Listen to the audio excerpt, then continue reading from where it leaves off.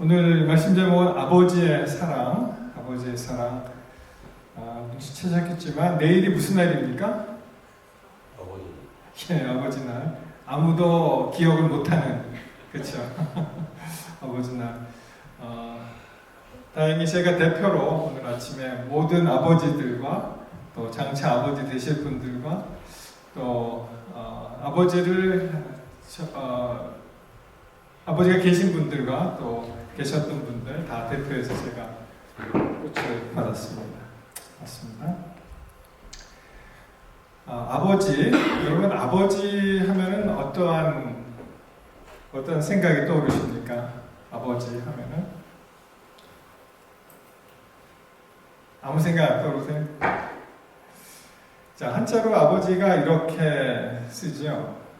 아비 부자입니다. 그렇죠? 이렇게. 뭐 여러 가지 학설이 있습니다만 이 아비 부자가 어디서 나온지 아세요? 혹시? 이 아비 부자가 어디서부터 이 한자어가 이제 상형 문자에서 또 오는 경우가 있기 때문에 어디서 왔다고 보십니까? 뭐 여러 가지 학설이 있습니다. 어떤 학설은 그 돌도끼를 쥐고 있는 남자, 그래서 가족을 부양하고 뭐 옛날 수렵 생활을 생각하시면은 그걸 들고 이제 짐승을 잡는다든지 하는 그러한 형상에서 왔다는 그런 말이 있고요. 그리고 도끼 보이시죠? 그래서 이제 일을 열심히 하시는 그 아버지의 모습이 이제 아비부가 되었다. 뭐 그런 이야기들이 있습니다. 아무튼 우리가 어머니의 사랑과 아버지의 사랑을 나누어서 생각을 하겠지만 사실은 이제 하나님의 사랑이 양쪽에 다 있는 거죠. 어머니를 대표하시기도 하고 또 아버지의 그 강직함과 또 어떤 책임 있는 어떠한 어른 그런 느낌을 갖습니다. 여러분 아버지하고 대화를 많이 나누십니까?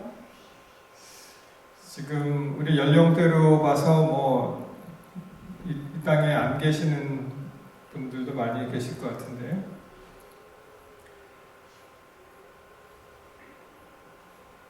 다행히 저는 아직 살아 계십니다. 아버지께서 올해 그 다음 달이죠. 94세. He turns 94. 94세 되시는데 이 전화를 하면은 아버지들의 반응이, 그러니까 이제 자녀가 아버지한테 전화를 했단 말이에요. 그러면은 대부분 어떻게 반응하는지 아세요? 아버지들이? 한국 남자들. 잘 있나? 왜? 잘 있나? 이렇게 얘기한다고 합니다. 엄마 없는데? 이렇게 얘기한다고 합니다. 아버지하고는 대화 상대가 아니라는 거죠. 그리고 무조건 자녀들이 오면은 모든 그 대화는 엄마 중심으로 하기 때문에 그렇게 얘기를 합니다. 저도 그 기사를 이제 읽어보면서 한번 생각해 봤어요. 아버지는 어떻게 반응하셨는가.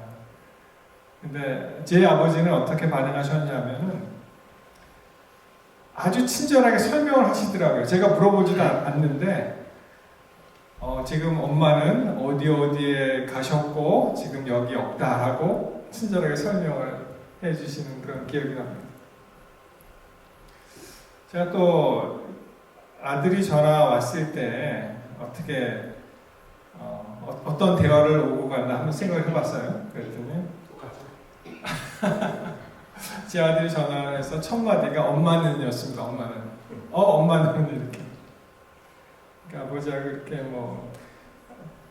글쎄요. 어머니한테 느끼는 감정은 좀 다르겠죠. 자녀들 다 경험하셨겠지만 전에 이런 일이 있었습니다. 아버지랑 단둘이 있으면은 어색했다. 그래서 주로 이제 이 부자가 남남 같은 부자다 그런 말이 있었는데, 그래서 이제 기사 내용이 그러면 친구처럼 가까운 아버지와 아들은 존재할 수 없는 것인가? 20, 30대 성인 남자에게 부자 관계가 어떠냐고 물어보았습니다. 20명한테 물어봤대요. 그랬더니 대부분이 이렇게 대답했습니다.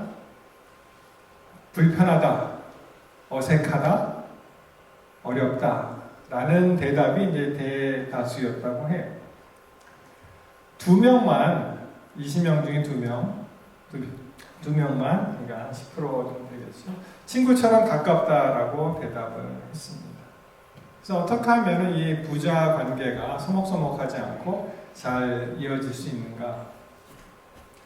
거기에 대해서 이제 이 그림 보시면 어렸을 때는 아버지가 아이를 안고 업고 있죠. 나중에는 이제 저기 입장이 바뀐다는 그런 그림이 있는데 여기 보시면은요 어떻게 해나요?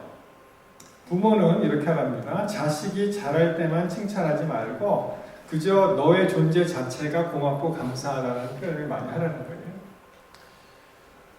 그리고 난 어렸을 때 말이야 그런 말을 하면은 소통이 안 될 위험성이 커진다고 합니다. 그리고 남자들은 동시 통역사가 가끔씩 필요한 거 아시죠? 엄마가 필요합니다. 엄마의 동시 통역사 역할이 중요하고 양쪽 어떻게 말을 전달하느냐에 따라서 부자관계가 달라진다.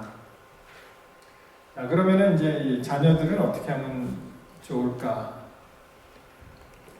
아버지는 일방적으로 해주는 사람이 아니고 배려는 오고 가야 커진다. 그리고 여기도 나오죠. 아버지가 전화를 받으면 엄마 좀 바꿔주세요 라고 직접 그렇게 단도직입적으로 얘기하지 말고 한번 아버지한테 말을 걸어보자. 특별히 이제 10대 청소년들. 그리고 우리 부모도 서툰 그런 역할이죠. 왜냐하면 처음 해보기 때문에 부모도 자녀를 키워가면 성장 중이고 부모가 서툴 수 있음을 이해를 해야 된다. 그렇게 되어 있습니다. 그래서 좀 많이 다릅니다. 그렇죠? 대부분 가정이 이제 엄마 쪽에 이제 많은 그 대화를 나누고 아버지는 좀 특별히 이제 한국 아버지들은 좀 더 그런 것 같더라고요. 자, 잠깐 자료 영상을 보시겠는데요. 엄마의 노래라는 그런 영상입니다. 엄마의 송. 그러니까 전 세계의 엄마들에게 이제 엄마가 이제 바치는 노래 그러면 되겠죠. 한번 보시겠습니다.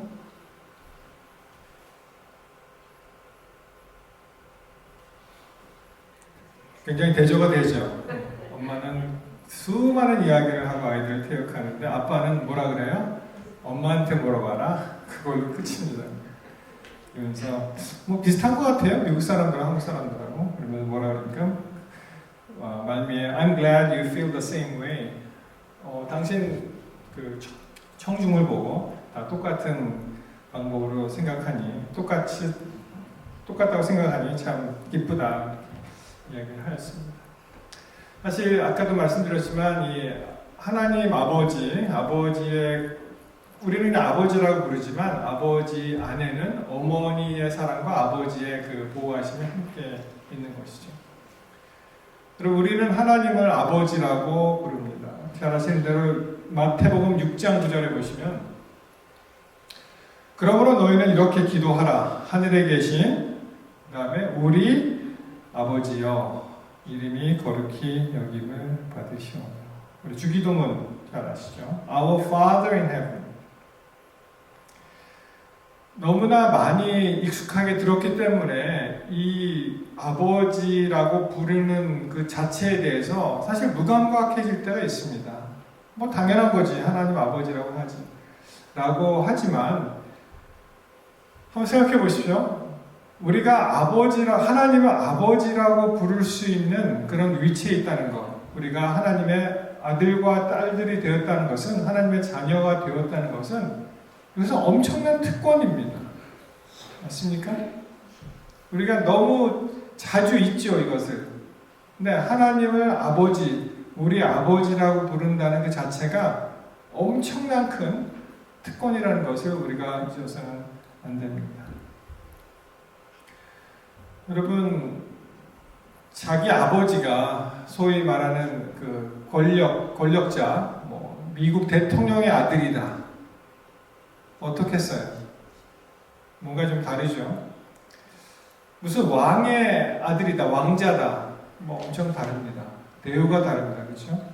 우리가 하나님의 아들과 딸이라는 거예요. 왕 중에 왕이신 하나님의 아들과 딸이라는 것입니다. 여러분, 특히 여성분들 뭐 공주병에 걸린다 뭐 그런 말이 있잖아요.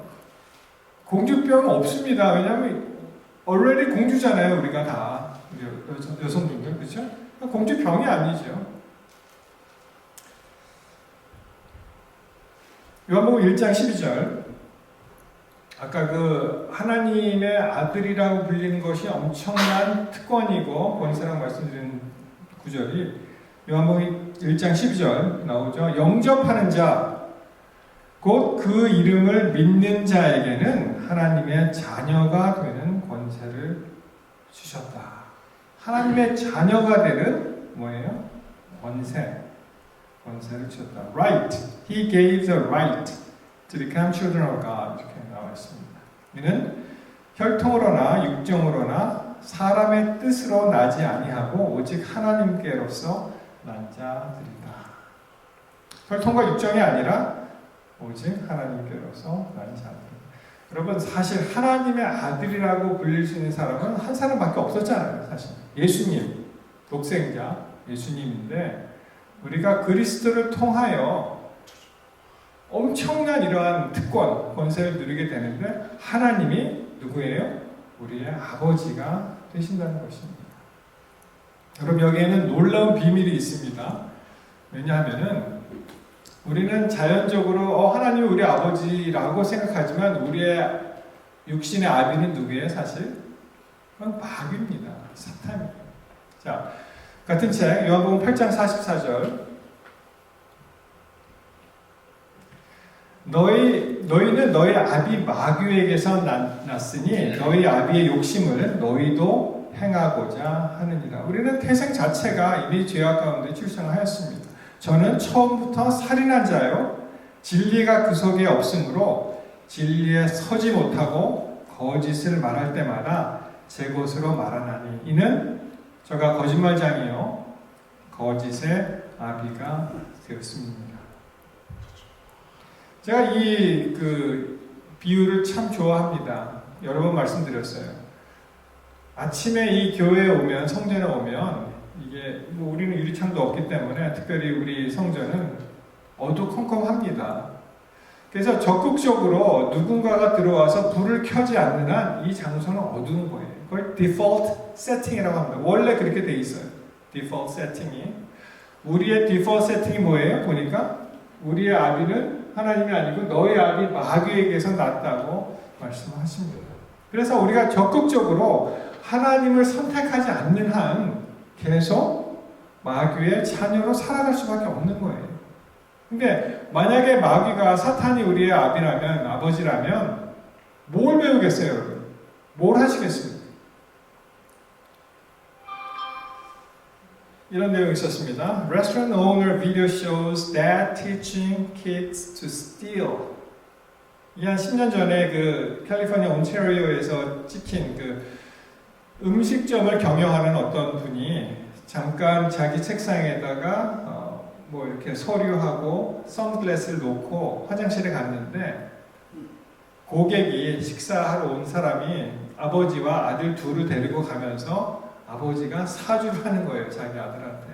야, 저 선글라스 좀 갖고 와라. 가져가자. 이렇게. 그러니까 이 아들이 대부분 그렇습니다. 미국에서 제대로 교육받은 아이들은 굉장히 준법 정신이 처음에는 굉장히 투철하죠.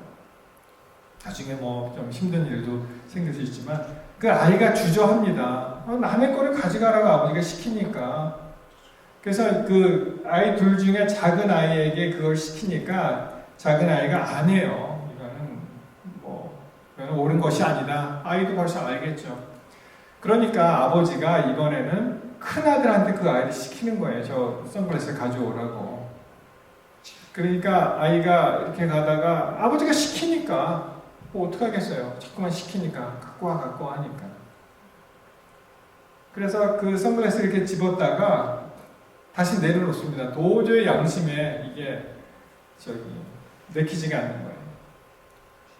그러면서 아이가 하는 말이 정말 괜찮으냐? 뭐 아무도 보는 사람 없느냐? 그러니까 아버지가 뭐라고 얘기하냐면은 The coast is clear. 그렇게 얘기합니다. 괜찮아. 아무도 거칠 게 없어. 가지고 와. 그러니까 할 수 없이 걸어갔다가 가지고 나가는 거예요.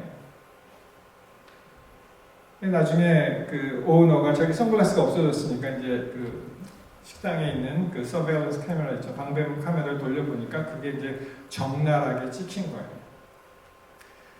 그래서 그 아버지가 식사 대금을 낸 것, 크레딧 카드 정보가 있기 때문에 경찰에 신고해도 됩니다. 근데 안 했어요. 안 하고 대신 유튜브에 올렸습니다. 이 아버지. 그러면서 하는 얘기가 저 아버지는 absolutely loser다. 그렇게 얘기를 하는 것을 제가 보고 만약에 우리의 아비가 거짓 살인하는 자 마귀라면 우리가 뭘 배우겠습니까? 어떻게 되겠습니까? 우리 인생이. 그렇죠?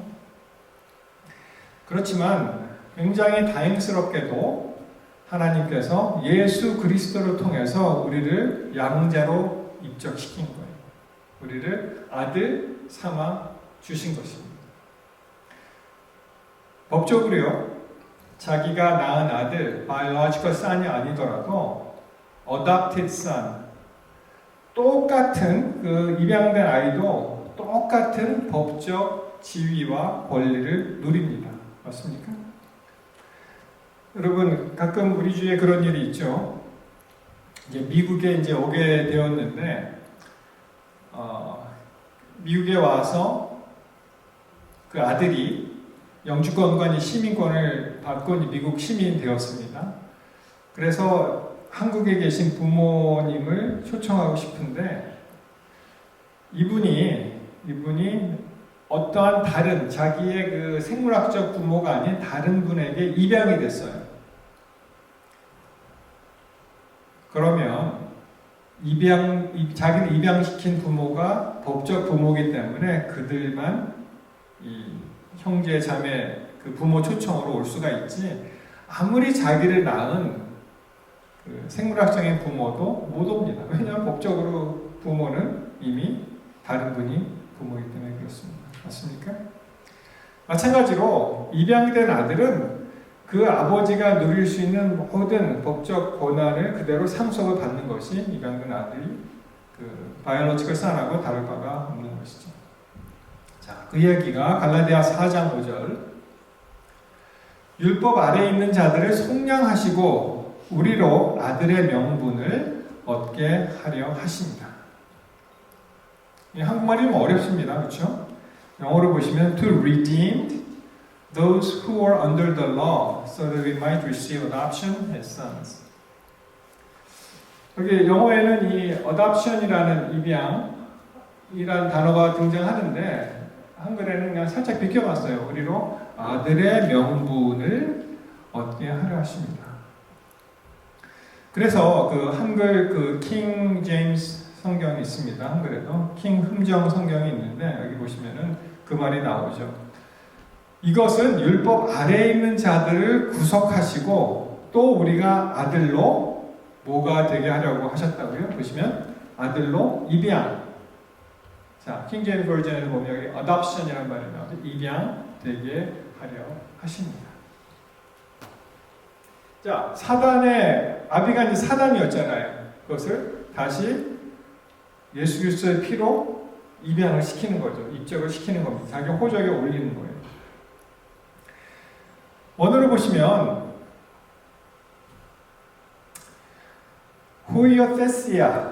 후이오세시아라고 나옵니다. 이 원어에는 그 adoption이라는 말이 있어요. 그 그리게 보시면은 그래서 adoption placed in a position and rights as one's own child sonship 이렇게 나오죠. 그래서 그 입양 그 아들이 누릴 수 있는 모든 그 지위와 권리 속한 그 아들 입양한 아들도 바로 그 아들이 누릴 수 있는 모든 지위와 권리를 누릴 수 있게 해주는 위치에 있게 되고 하나의 그 sonship이다. 이것은 sonship 그러면 아들임, 양자됨, 자녀, 자식임 그런 뜻입니다. 여기 이제 특별히 그 휘오스 그러면 이게 아들이라는 뜻이거든요. 그래서 그릭의 다른 그 문학 서적에 보면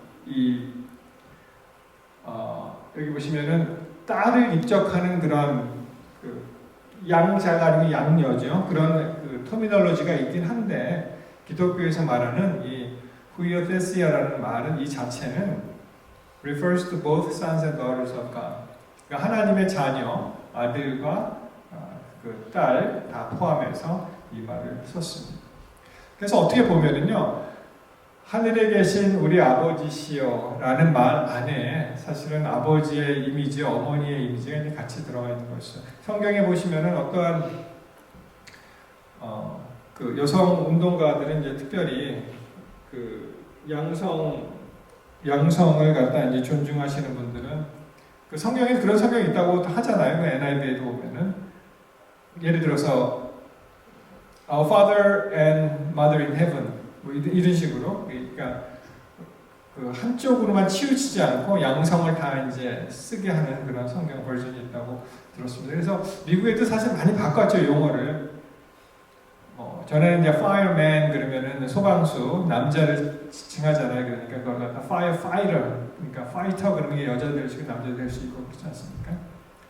policeman도 똑같죠. 전에는 policeman, policewoman을 갖다 이제 안 쓰고 police officer, officer가 이제 남자와 여자가 이제 같이 될 수 있다는 거예요. 그러니까 여러분들이 이 성경을 읽으실 때 비록 형제들에게라고 써 있어도 우리는 어떻게 이해하면 됩니까? 형제 자매 같이 얘기하시면 되는 것입니다.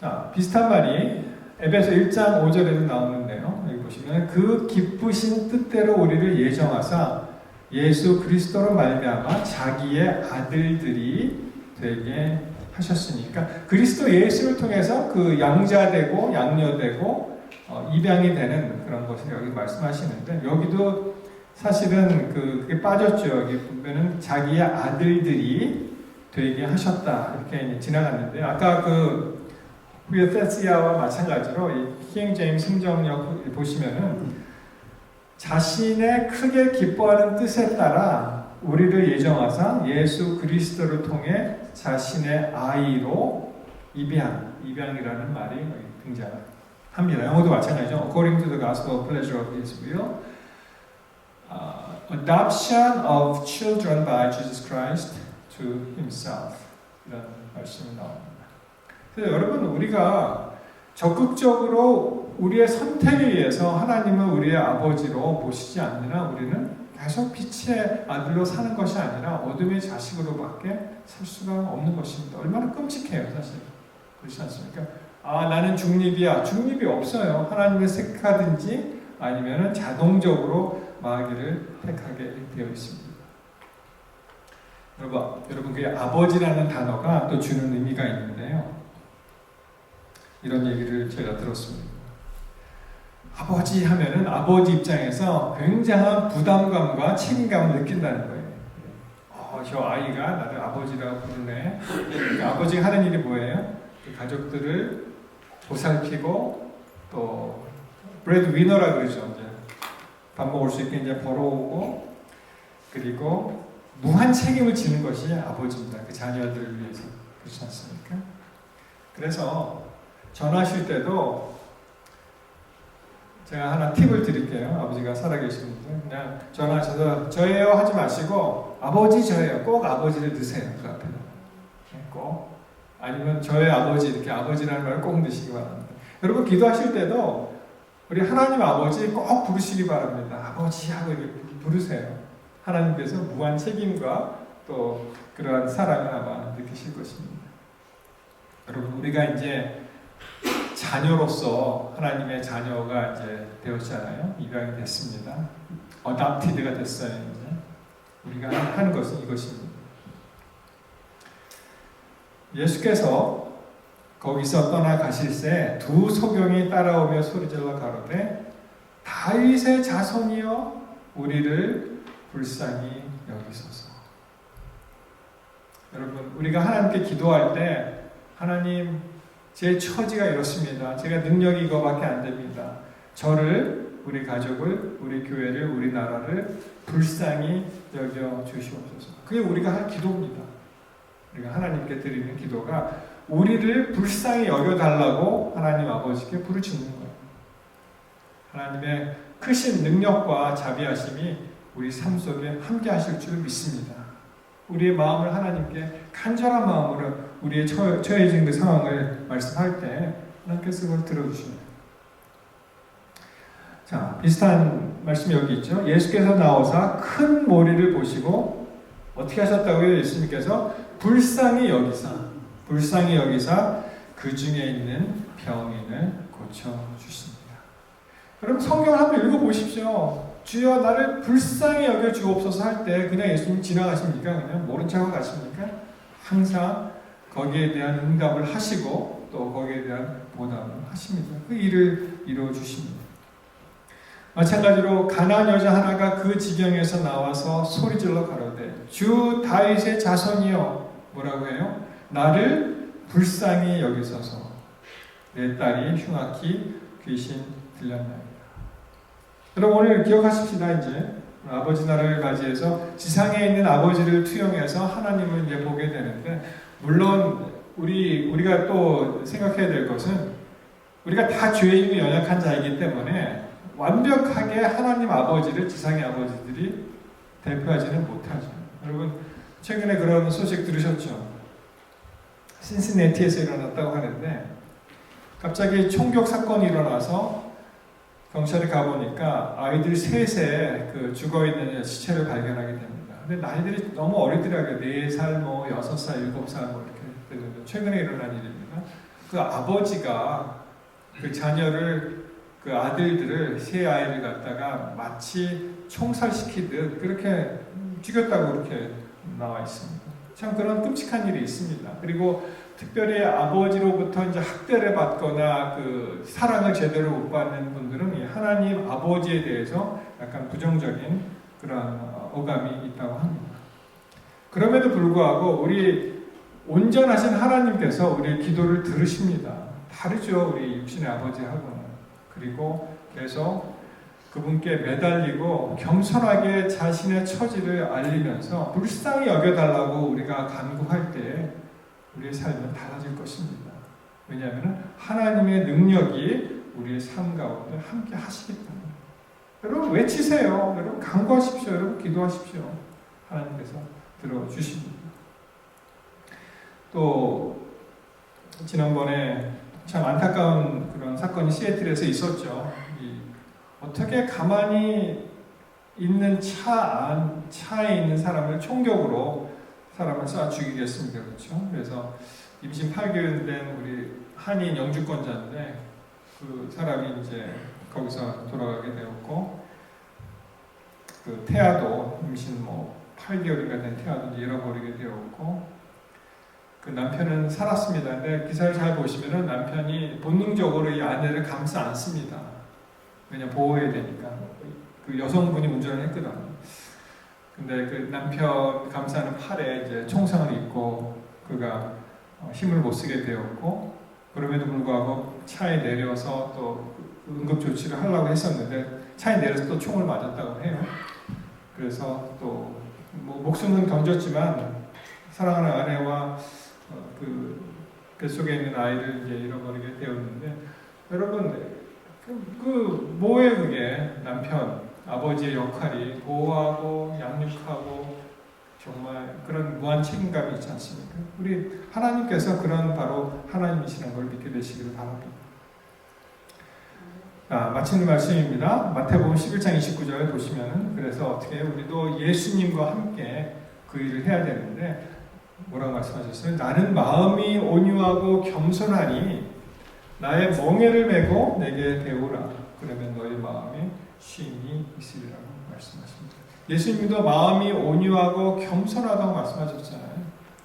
하나님께서 우리를 피로 사셨습니다. 하나님께서 우리를 피로 사시고 예수의 보혈을 사시고 우리를 입적시키시고 아들로 삼아 주셨습니다.